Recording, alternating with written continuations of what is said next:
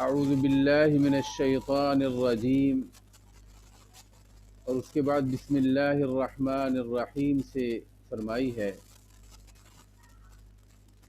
میں مختصراً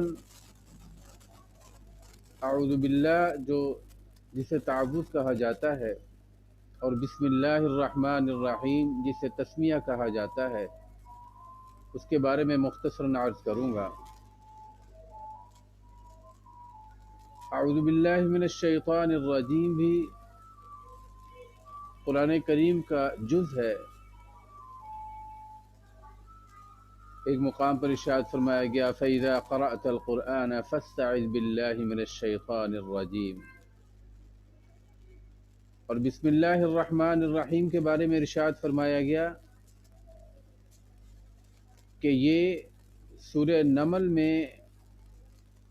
نمل کا جز ہے، اور کوئی بھی سورہ مبارکہ جب اس کی ابتدا کی جاتی ہے تو اس سے پہلے بسم اللہ الرحمن الرحیم کی تلاوت کی جاتی ہے، ما سوائے سورہ براءت کے کہ اس کے شروع میں بسم اللہ الرحمن الرحیم نہیں پڑھی جاتی۔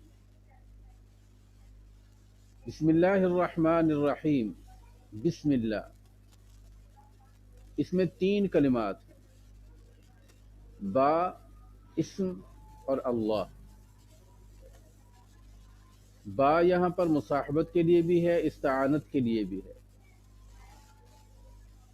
اور لفظ اسم نام سے، عربی زبان میں اسم کا معنی نام ہے، اور لفظ اللہ جو ہے وہ اللہ تبارک و تعالی کا نام ہے جسے اسم اعظم سے بھی تعبیر کیا جاتا ہے، اور غالب گمان یہی ہے کہ یہی اسم اعظم ہے۔ تو یہاں پر فرمایا بسم اللہ الرحمن الرحیم۔ عام قاعدہ تو یہ ہے کہ جب با کے بعد اسم آتا ہے تو بھی اسم ہونا چاہیے، با اور پھر اسم جب ان کو ملایا گیا، لیکن یہاں پر خلاف قاعدہ جو ہے اسم کے الف کو گرا دیا گیا اور لفظ بسم ہو گیا، یعنی یہاں پر اس بات کی اس کو خصوصیت سے یہاں پر بیان کیا گیا کہ یہاں پر جو سورہ فاتحہ کی ابتدا کی جا رہی ہے بسم اللہ الرحمن الرحیم کے ساتھ، جس کے معنی یہ ہے کہ شروع کرتا ہوں یا ابتدا کرتا ہوں اللہ جل شانہ کے بابرکت نام سے جو رحمان ہے اور رحیم ہے، تو اور کسی مقام پر لفظ الف کو نہیں گرایا گیا، ساقط نہیں کیا گیا، لیکن یہاں پر خصوصیت کے ساتھ لفظ الف کو گرا دیا گیا تاکہ یہاں پر بھی اس کے اندر ایک خصوصیت پیدا ہو جائے۔ بسم اللہ، اور لفظ اللہ جو ہے، لفظ اللہ اللہ جل شانہ کی صفت ذاتی ہے، اور لفظ اللہ کی جمع نہیں آتی، اللہ کا خاص نام ہے، اور لفظ اللہ کے بعد پھر 2 صفات کو بیان فرمایا گیا، الرحمن الرحیم،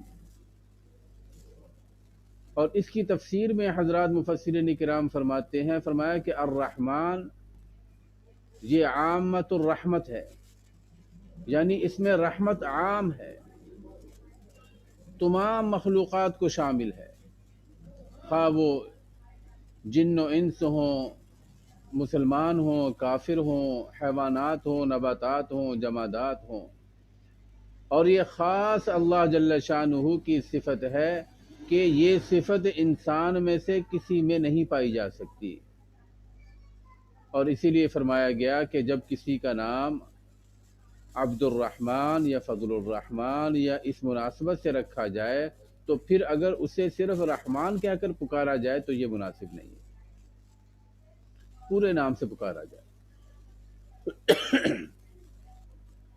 اور رحیم کی صفت جو ہے یہ بھی رحمت سے مشتق ہے، رحیم کے معنی ہے تامۃ الرحمت، یعنی یہ ایسی رحمت کی صفت ہے کہ جو کسی انسان میں بھی پائی جا سکتی ہے، جیسے نبی کریم صلی اللہ علیہ وسلم کے بارے میں ارشاد فرمایا گیا بالمؤمنین رؤوف الرحیم، تو گویا کہ یہ صفت انسان میں پائی جا سکتی ہے۔ رحمان کی صفت صرف اللہ جل شانہ کے ساتھ خاص ہے، جیسے کہ قرآن کریم میں ارشاد فرمایا گیا قُلِ ادْعُوا اللَّهَ أَوِ ادْعُوا الرَّحْمَٰنَ، فرمایا کہ آپ اللہ تبارک و تعالیٰ کو لفظ اللہ سے پکاریں یا رحمان سے پکاریں۔ گویا کہ اس میں آپ سے عرض یہ کرنا چاہ رہا ہوں، اس میں اشارہ اس طرف ہے کہ لفظ اللہ بھی اللہ جل شانہ کی صفت خاص ہے، اور رحمان بھی اللہ تبارک و تعالیٰ کی خاص صفت ہے کہ یہ کسی اور میں نہیں پائی جا سکتی۔ تو معنی کیا ہوا؟ بسم اللہ الرحمن الرحیم، شروع کرتا ہوں، ابتدا کرتا ہوں اللہ جل شانہ کے بابرکت نام سے، جو رحم فرمانے والا ہے، رحمان ہے تمام مخلوقات پر اور رحیم بھی ہے۔ اور اس کے رحیم کے بارے میں یہ بھی ارشاد فرمایا گیا کہ یہ صفت خاص ہے مومنین کے لیے، ایمان والوں کے لیے۔ اور میں اتنی سی بات عرض کرتا چلوں کہ یہ جو بسم اللہ الرحمن الرحیم کا حکم دیا گیا اور سورہ فاتحہ کی ابتدا بھی بسم اللہ الرحمن الرحیم سے کی گئی ہے، تو در حقیقت اللہ حدیث پاک میں آتا ہے، سرکار دو عالم صلی اللہ علیہ وسلم ارشاد فرماتے ہیں کل امر ذی بال لم یبدأ ببسم اللہ فہو اقطع فہو ادبع، دوسری جگہ ارشاد فرمایا کہ ہر وہ کام جو اللہ کے نام کے ساتھ شروع نہ کیا جائے تو فرمایا کہ وہ دم بریدہ ہوتا ہے، اور وہ یعنی نامکمل ہوتا ہے، اس کے اندر برکت نہیں ہوتی۔ اسی لیے فرمایا گیا کہ جب ہم کھانا کھاتے ہیں تو کھانے کی ابتدا میں ہمیں پڑھنے کا حکم دیا گیا بسم اللہ اولہ آخرہ، اور اسی طرح جب ہم کھانا ختم کرتے ہیں تو اگر ہم اپنے گھر میں کھاتے ہیں یا اپنا کھا رہے ہیں الحمدللہ الذی اطعمنا وسقانا وجعلنا من المسلمین، یا اگر کہیں مہمان نوازی ہے تو اس کو دعا دینی ہے اللہم اطعم من اطعمنا واسق من سقانا والیک المصیر۔ فرمایا کہ اگر رات کو سونے کا موقع ہے تو سونے سے پہلے کی دعا ہے، اور اگر صبح اٹھنے کا موقع ہے تو اٹھنے کے بعد کی دعا ہے، اور اسی طرح فرمایا کہ اگر بیت الخلاء میں جانا ہے تو اس سے پہلے کی بھی دعا ہے، اور اگر بیت الخلاء سے واپس آنا ہے تو اس کی بھی دعا ہے الحمدللہ الذی اذھب عنی الاذی وعافانی۔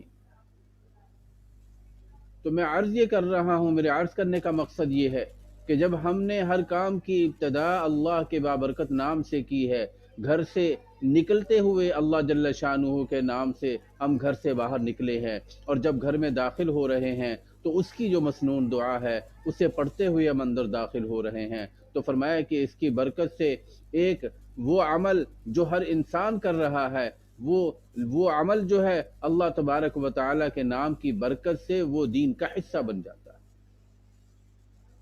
اور حضرت مفتی شفیع صاحب رحمۃ اللہ علیہ ارشاد فرماتے ہیں، فرمایا کہ اس کے یہ عمل کرنے کی وجہ سے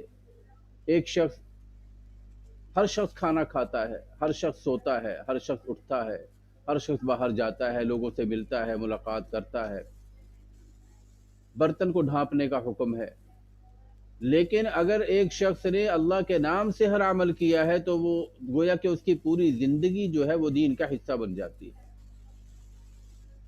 اور نبی کریم صلی اللہ علیہ وسلم اور صحابہ کرام رضوان اللہ تعالی علیہم اجمعین کا تو یہ معمول تھا کہ جب کوئی عمل فرماتے تھے تو بسم اللہ پڑھ لیتے تھے۔ گلاس اٹھایا، کوئی چیز اٹھائی، برتن کو ڈھک دیا، چراغ کو بجھا دیا، غرض ہے کہ ہر عمل کرنے سے پہلے تو وہ دین کا حصہ بن جاتا، عبادت میں شمار ہوتا تھا، گویا کہ اس شخص کے شب و روز عبادت میں گزر رہے ہیں۔ تو بسم اللہ الرحمن الرحیم کے ضمن میں نے مختصراً اس کی یہ تھوڑی سی اہمیت بیان کی ہے۔ اور مسئلہ یہ ہے کہ ہم اپنی عملی زندگی میں ہم سنتے ہیں، جانتے ہیں چیزوں کے بارے میں، لیکن ان پر عمل نہیں کرتے۔ آج میں آپ کے سامنے بیان کر رہا ہوں، میں بھی کوشش کروں گا انشاءاللہ کہ آئندہ، اور اپنے اہل خانہ کو بھی اس کی تلقین کروں گا کہ آئندہ جب بھی کوئی کام کیا جائے، جو سنن ہے، سنت کے جو آداب ہے، اس کے مطابق جو ہے ہم اپنی زندگی کو گزارنے کی کوشش کریں۔ اللہ تبارک و تعالی ہم اس میں کامیاب کریں۔ بسم اللہ الرحمن الرحیم کی یہ تھوڑی سی تعریف آپ کے سامنے بیان کی ہے۔ اب ہم چلتے ہیں سورہ فاتحہ کی طرف۔ یہاں پہ چونکہ خطابانہ انداز نہیں ہے، ایک سمجھنے سمجھانے کی بات ہے۔ آپ کو سمجھانے کا مقصد در حقیقت میرا یہ ہے کہ مجھے کچھ سمجھ آ جائے، مجھے بھی فائدہ ہو جائے، کیونکہ قرآن کریم میں اللہ تبارک و تعالی ارشاد فرماتے ہیں وَذَكِّرْ فَإِنَّ الذِّكْرَىٰ تَنفَعُ الْمُؤْمِنِينَ، فرمایا کہ نصیحت کرو، کیونکہ نصیحت کرنا مومنین کو نفع پہنچاتا ہے۔ اور مفسرین نے اس کی روشنی میں ہی لکھا ہے، فرمایا کہ یہ سننے والے کو تو نفع پہنچاتا ہی ہے، لیکن جو سنانے والا ہے اس کو بھی نفع پہنچاتا ہے۔ تو اللہ تبارک و تعالی ہمیں سننے والوں کو، سنانے والوں کو بھی اس سے نفع حاصل کرنے کی توفیق عطا فرمائے۔ سورہ فاتحہ مکی سورت ہے، اس کی 7 آیات ہیں، اور جیسا کہ میں نے پچھلے درس میں عرض کیا تھا کہ اسے ام القرآن بھی کہا گیا، قرآن عظیم بھی کہا گیا، سورہ شفا بھی کہا گیا، اور بہت سے درجات دیے گئے۔ اور حدیث پاک بھی میں نے آپ حضرات کے سامنے بیان کی تھی، جس میں نبی کریم صلی اللہ علیہ وسلم نے ارشاد فرمایا تھا، فرمایا کہ الحمدللہ رب العالمین ایسی آیہ مبارکہ ہے، اور یہ ایسی صورت ہے کہ جو نہ تورات میں، نہ انجیل میں، نہ زبور میں کسی پر بھی نازل نہیں۔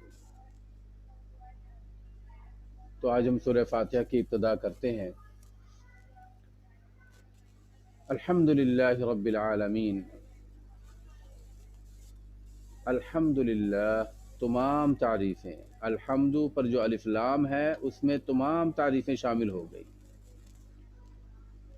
اگر ہم اللہ تبارک و تعالیٰ کی تعریف و توصیف براہ راست کر رہے ہیں تو وہ تعریف بھی اس میں شامل ہو گئی، اور اگر ہم اللہ تبارک و تعالیٰ کی مخلوقات میں سے کسی کی تعریف کر رہے ہیں، اگر ہم آسمان کی تعریف کر رہے ہیں، اگر ہم ستاروں کی تعریف کر رہے ہیں، اگر ہم چاند کی تعریف کر رہے ہیں، اگر ہم سورج کی تعریف کر رہے ہیں، اگر ہم زمین کی تعریف کر رہے ہیں، زمین کے اندر جو رعنائیاں، جو رنگ و بو، جو خوشبو، اور جو یہ مظاہر ہیں جو ہمارے دلوں کو بھاتے ہیں، اگر ہم ان میں سے کسی کی تعریف کر رہے ہیں، اگر ہم کسی تعمیرات کی دنیا میں کسی چیز کی تعریف کر رہے ہیں، یا اگر ہم کسی دماغ کی تعریف کر رہے ہیں، تو یہ تمام کی تمام اللہ تبارک و تعالیٰ کی تخلیق کردہ اشیاء ہے۔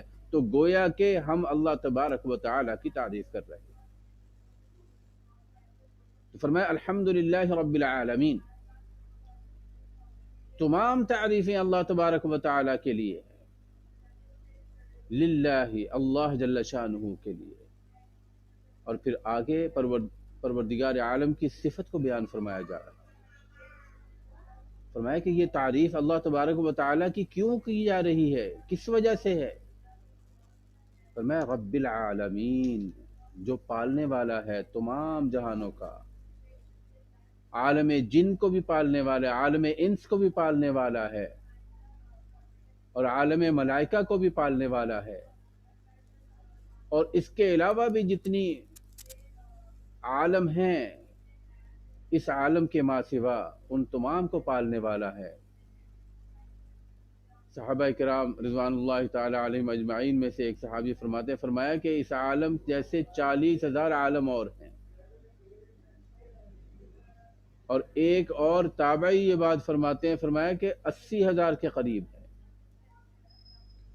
اور آج کی دنیا میں ہمیں، یہ تو 1400 سال پہلے کی بات میں عرض کر رہا ہوں، لیکن آج کی دنیا میں جو ریسرچ کی گئی ہے جو ہمیں یہ بتاتی ہے کہ اس عالم کے علاوہ اور بہت سے عالم ہیں جہاں تک ہماری پہنچ نہیں ہے۔ تو فرمایا کہ تمام تعریفیں اللہ جل شانہ کے لیے ہیں، جو تمام جہانوں کا پالنے والا ہے۔ اور پھر آگے پروردگار عالم کی مزید صفات کو بیان کیا جا رہا ہے۔ میں مختصراً ترجمے کے ساتھ آگے جا رہا ہوں۔ فرمایا کہ الرحمن الرحیم، جو رحمان بھی ہے اور رحیم بھی ہے، رحم کرنے والا ہے۔ اور رحمان کے ضمن میں عرض کر چکا ہوں کہ یہ عامت الرحمت ہے، صفت عامہ ہے، اور رحمان کی بھی جمع نہیں آتی۔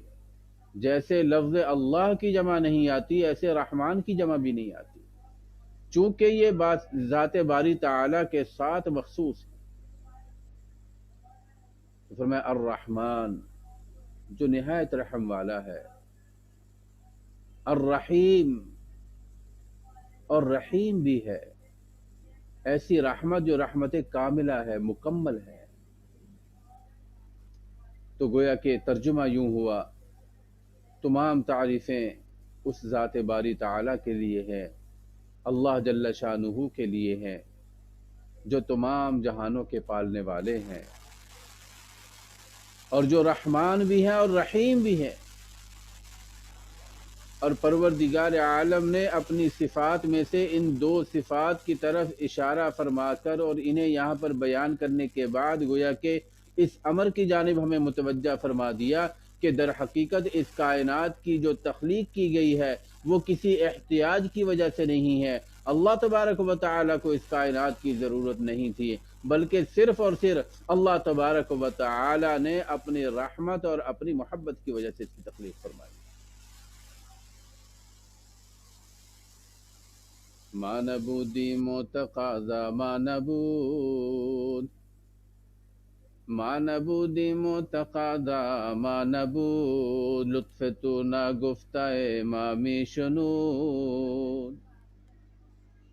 فرمایا کہ پروردگار عالم کو کائنات کی ضرورت نہیں تھی، اللہ تبارک و تعالی میری اور آپ کی عبادت کے محتاج نہیں تھے، لیکن اللہ جل شانہ نے اس کائنات کو جو تخلیق فرمایا ہے، تو تخلیق کرنے کا جو بنیادی مقصد تھا وہ اللہ تبارک و تعالی کی صفت رحمت ہے، کہ مجھے اور آپ کو پروردگار عالم نے تخلیق فرما کر اپنی صفت رحمت کا اظہار فرمایا۔ تو فرمایا کہ الرحمن الرحیم، وہ رحمان بھی ہے اور رحیم بھی ہے۔ اور آگے ارشاد فرمایا گیا مالک یوم الدین، مالک ملک سے ہے، جس کی ملکیت ہے۔ مالک یوم الدین، وہ مالک ہے یہ روز جزا کا۔ دین کہتے ہیں بدلے کو، جزا دینے کو۔ مالک یوم الدین، جو مالک ہے روز جزا کا۔ اور عقلی طور پر بھی یہ بات سمجھ میں آتی ہے کہ کوئی بھی انسان جب کوئی عمل کرتا ہے تو اس کا اچھا یا برا نتیجہ نکلتا ہے، کسی کو اچھا بدلہ ملتا ہے، کسی کو برا بدلہ ملتا ہے۔ تو یہ روز جزا کا دن وہ دن ہے کہ جس دن اللہ تبارک و تعالی اپنے بندوں کو ان کے اعمال کا بدلہ عطا فرمائیں گے۔ قرآن کریم میں ایک مقام پر ارشاد فرمایا گیا تبارک الذی بیدہ الملک وہو علی کل شیء قدیر۔ فرمایا کہ پاک ہے وہ ذات، برکت والی ہے وہ ذات جس کے ہاتھ میں ملکیت ہے، بادشاہت ہے، وَهُوَ عَلَى كُلِّ شَيْءٍ قَدِيرٌ، اور وہ ہر چیز پر قدرت رکھنے والی ذات ہے۔ الَّذِي خَلَقَ الْمَوْتَ وَالْحَيَاةَ لِيَبْلُوَكُمْ أَيُّكُمْ أَحْسَنُ عَمَلًا، جس نے موت اور زندگی کو اس لیے پیدا فرمایا، لِيَبْلُوَكُمْ، تاکہ وہ جانچ سکے، آزما سکے، أَيُّكُمْ أَحْسَنُ عَمَلًا، تم میں کون اچھا عمل کرنے والا ہے؟ تو فرمایا کہ وہ دن ہوگا کہ جب اچھے عمل کرنے والے کو اچھا بدلہ دیا جائے گا، برے عمل کرنے والے کو برا بدلہ دیا جائے گا۔ مالک یوم الدین، اور وہ مالک ہے۔ آج بھی اللہ تبارک و تعالی کی ملکیت ہے، لیکن آج مجھے اور آپ کو کچھ اختیار دیا گیا ہے، کچھ طاقت دی گئی ہے، لیکن فرمایا کہ وہ دن وہ ہوگا کہ جس میں اللہ تبارک و تعالی کی ملکیت ہوگی، اور پھر اس دن سب کو ان کے اعمال کا بدلہ دیا جائے گا، چھوٹی سے چھوٹی چیز بھی نہیں چھوڑی جائے گی۔ مالک یوم الدین۔ آگے ارشاد فرمایا گیا، ایاک نعبد و ایاک نستعین، اے اللہ ہم آپ ہی کی عبادت کرتے ہیں اور آپ ہی سے مدد طلب کرتے ہیں۔ اب یہاں پر یہ چھوٹا سا جملہ کہا گیا ہے، ایاک نعبد، اے اللہ ہم آپ ہی کی عبادت کرتے ہیں۔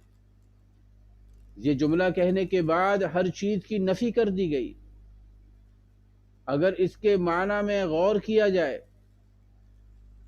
تھوڑی سی گہرائی میں جایا جائے، تو معلوم یہ ہوتا ہے کہ جب ہم زبان سے یہ کلمہ ادا کرتے ہیں، ایاک نعبد، کہ یا اللہ ہم آپ ہی کی عبادت کرتے ہیں، تو گویا کہ ہم آپ کے جیسا کسی کو نہیں سمجھتے۔ آپ کی جو شان ہے، جو عظمت ہے، ہمارے دل میں جو مقام اور مرتبہ ہے، یا اللہ اس جیسا اور کوئی ہو نہیں سکتا۔ لیکن آج میں اور آپ دیکھتے ہیں کہ مثال کے طور پر اگر ہم بیمار ہوتے ہیں، ہم ڈاکٹر کے پاس دوائی لینے جاتے ہیں، ہمارا یقین یہ ہوتا ہے کہ وہ دوائی کھانے کے بعد جو ہے اس دوائی سے ہم ٹھیک ہو جاتے ہیں، اور یہ اس جملے کی نفی ہے۔ ایاک نعبد، ایاک نعبد کا مطلب یہ ہے کہ ہر چیز آپ کے دست قدرت میں ہے، ہر چیز آپ کے اختیار میں ہے، آپ مالک کل ہیں، آپ خالق کائنات ہیں، آپ جو چاہیں وہ کر سکتے ہیں، اور آپ نہ چاہیں تو کوئی آپ کو کچھ کرنے پر مجبور نہیں کر سکتا۔ ایاک نعبد، ہم آپ ہی کی عبادت کرتے ہیں، وایاک نستعین، اور ہم آپ ہی سے مدد طلب کرتے ہیں۔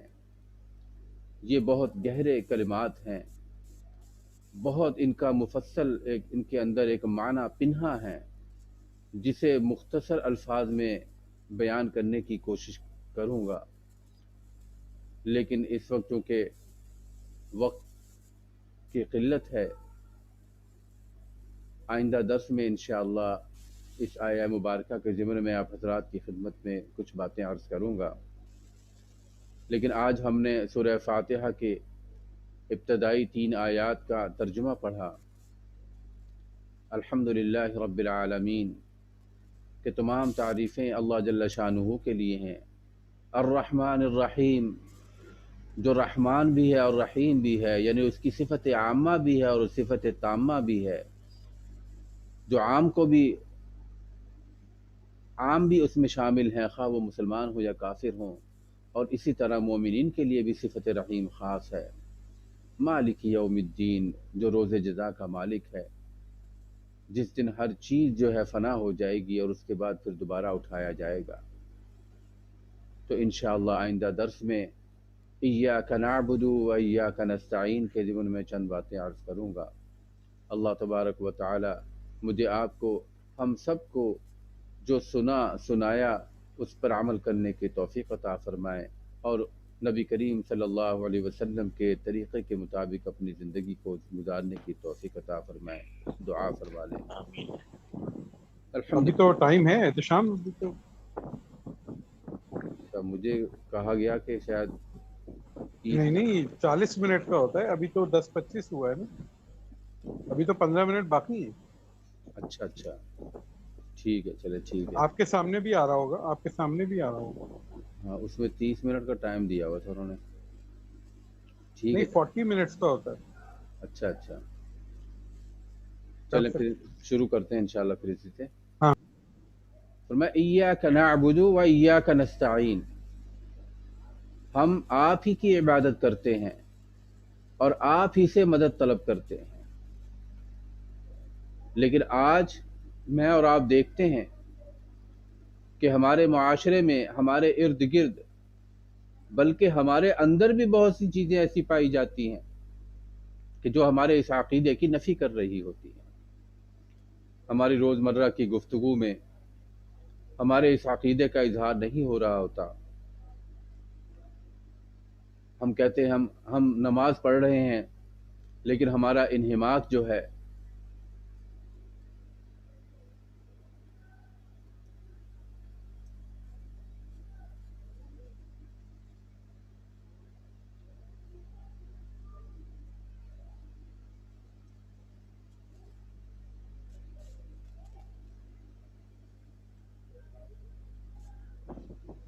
ہلو ہاں آپ کی آواز آ رہی ہے دشان؟ میرے ٹائم خیال سے شاید آ رہی ہے شاید میرے لیکن ٹائم تو اوور ہو گیا اس میں۔ اچھا آ رہی ہاں ہے؟ نہیں آپ 40 اچھا وہ میسج آ گیا تھا میرے سر۔ خیال میں آپ نے شاید 30 منٹس رکھا ہوگا، وہ ویسے 40 منٹس ہوتا ہے فری۔ اچھا اچھا چلے نہیں، خیر آپ آج دعا کرا لیں انشاءاللہ تعالیٰ، اگلی اوکے دفعہ اوکے، اس بات کا اہتمام کر لیجیے گا تیسری دفعہ انشاءاللہ پھر یہ غلطی نہیں ہوگی۔ انشاءاللہ اللہ الحمد لله رب العالمين والعاقبة للمتقين والصلاة والسلام على أفضل الأنبياء والمرسلين. اللهم ربنا ظلمنا أنفسنا وإن لم تغفر لنا وترحمنا لنكونن من الخاسرين. اللهم ربنا اغفر لنا ولإخواننا الذين سبقونا بالإيمان ولا تجعل في قلوبنا غلا للذين آمنوا ربنا إنك رؤوف رحيم. الہی العالمین ہمارے تمام صغیر کبیرہ گناہوں کو معاف فرما دیجیے، اعمال صالحہ کی توفیق عطا فرما دیجیے، اعمال بد سے محفوظ فرما دیجیے۔ الہی العالمین، ہم نے جو قرآن کریم کی تلاوت سنائی، اور یا اللہ اس کے حوالے سے جو بھی ہم نے بیان کیا اور سننے والوں نے سنا، یا اللہ اسے اپنی بارگاہ میں شرف سے نواز دیجیے۔ الہی العالمین اس میں کوئی کمی کوتاہی ہو اپنے فضل و کرم سے معاف فرما دیجیے۔ الہی العالمین آمین سامعین و حاضرین جو بھی سن رہے ہیں، یا اللہ ان کی تمام جائز حاجات کو پورا فرما دیں۔ الہی العالمین ہمارے گھروں میں جو معاملات ہیں، جو مشکلات ہیں، جو اندیشے ہیں، جو وسوسے ہیں، یا اللہ ہمیں ان سے آزاد فرما دیجیے۔ یا اللہ اپنا توکل، اپنا یقین نصیب فرما۔ الہی العالمین ہمارے جو بڑے دنیا سے جا چکے ہیں، الہی العالمین ان سب کی مغفرت کا معاملہ فرماتے ہوئے ان کے درجات کو بلند فرما دیجیے۔ یا اللہ ان کے لیے آسانی کے معاملات فرما دیجیے۔ آمین ہمارے تمام سننے والے، کسی کے والد، کسی کے بھائی، کسی کی والدہ، کسی کے چچا چچی، تایا تائی، ماموں مامی، یا اللہ جو بھی میرے والد مکرم اور محترم ہمارے خالد صاحب، احمد صاحب، عابد صاحب، اور جتنے بھی جو ذہنوں میں نہیں آ رہے، میرے پھپھا جان، میری پھپھی جان، میرے باجی بلقیس ہیں، عمران صاحب ہیں، عمران بھائی ہیں، اور اسی طرح اور بہت سے حضرات ہیں اس مختصر وقت میں، الہی العالمین جو ذہن میں موجود ہیں لیکن بیان نہیں ہو پا رہے، یا اللہ ان سب کی مغفرت کا معاملہ فرماتے ہوئے ان کے درجات کو بلند فرمائے۔ الہی العالمین آج کے اس پرفتن دور میں دین پر چلنا ہمارے لیے آسان فرما دیجیے، اور اس سلسلے کو یا اللہ اپنے فضل و کرم سے کامیابی سے آگے چلتے رہنے کی توفیق عطا فرما دیجیے۔ الہی العالمین ہمیں آمین ثابت قدم فرما دیجیے، اور یا اللہ اس سے ہمیں ہمارے معاملات میں، اعمال میں یا اللہ اصلاح کا معاملہ فرما دیجیے۔ یا اللہ ہمارے گھروں میں اطمینان اور سکون والا معاملہ فرما دیجیے۔ یا اللہ ہمیں رزق حلال کی توفیق عطا فرما دیجیے، رزق حرام سے بچنے کی توفیق عطا فرما دیجیے۔ اللهم ربنا آمین ظلمنا أنفسنا وإن لم تغفر لنا وترحمنا لنكونن من الخاسرين. اللهم ربنا تقبل منا إنك أنت السميع العليم وتب علينا يا مولانا إنك أنت التواب الرحيم. آمين. وصلى الله تعالى على خير خلقه سيدنا محمد وعلى آله وصحبه أجمعين برحمتك يا أرحم الراحمين. ماشاءاللہ جزاک اللہ، بہت شکریہ آپ حضرات کا۔ آپ کا بھی بہت بہت شکریہ۔ انشاءاللہ پھر السلام علیکم۔ وعلیکم السلام ورحمۃ اللہ وبرکاتہ۔ جزاک اللہ شام، بہت شکریہ آپ کا۔ السلام علیکم، جزاک اللہ، آپ حضرات کا بھی بہت شکریہ۔ اللہ تعالیٰ بس اس کے فوائد ہمیں نصیب فرما دیں. آمین. آمین. آمین. السلام علیکم ورحمۃ اللہ وبرکاتہ.